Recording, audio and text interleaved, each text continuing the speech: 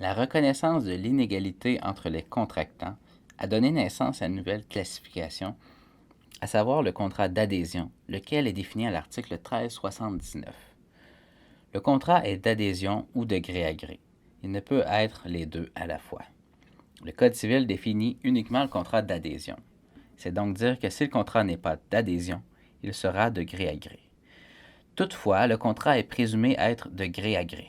Dès lors, celui qui prétend que le contrat est d'adhésion doit en faire la démonstration. Pour faire cette preuve, il pourra s'appuyer sur les 4 critères dégagés par la doctrine et la jurisprudence.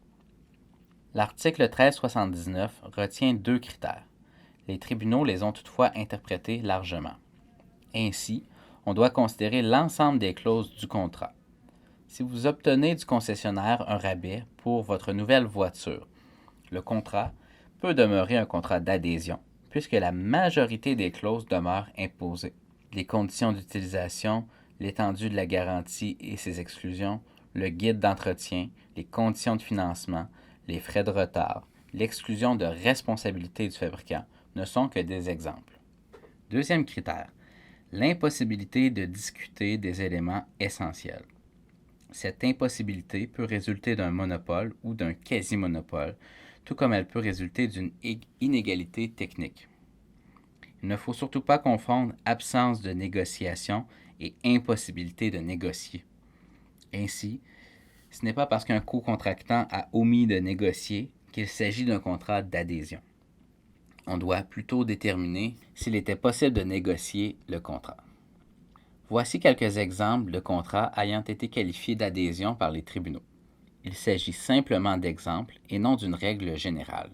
En effet, il est possible qu'un assuré, généralement une très grande entreprise, soit en mesure de véritablement négocier avec l'assureur. Si le contrat est qualifié d'adhésion, c'est-à-dire qu'il était impossible de négocier les stipulations du contrat imposé, l'adhérent bénéficie alors de certaines protections. Tout d'abord, le contrat s'interprétera en sa faveur.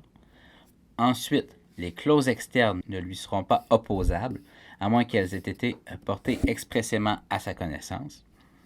Troisièmement, l'adhérent est protégé contre les clauses illisibles ou incompréhensibles contenues dans le contrat. Enfin, l'adhérent sera protégé contre les clauses jugées abusives pouvant être contenues dans le contrat. À noter que ces avantages sont les mêmes que ceux du contrat de consommation au sens du Code civil du Québec. Toutefois, une personne morale peut bénéficier de ces protections. En effet, l'adhérent peut être une personne morale. À titre d'exemple, une petite entreprise assure ses biens auprès d'un assureur ou encore se procure une licence d'exploitation auprès de Microsoft. Le qualificatif de contrat d'adhésion est donc très important puisqu'une personne morale ne peut bénéficier des avantages du contrat de consommation, lequel implique par définition une personne physique. Une personne morale adhérant à un contrat peut toutefois bénéficier des protections prévues à l'égard du contrat d'adhésion. En terminant, si le contrat n'est pas d'adhésion, il sera de gré à gré, c'est-à-dire qu'il était possible d'en négocier le contenu. À ce sujet, il ne faut pas confondre contrat type et contrat d'adhésion. Ce n'est pas parce qu'un contrat est consigné dans un formulaire standard qu'il s'agit d'un contrat d'adhésion.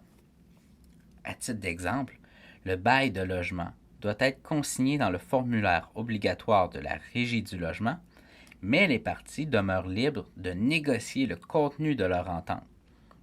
On ne doit pas s'arrêter à la forme, on doit évaluer si les critères de l'article 1379 alinéa 1 sont rencontrés.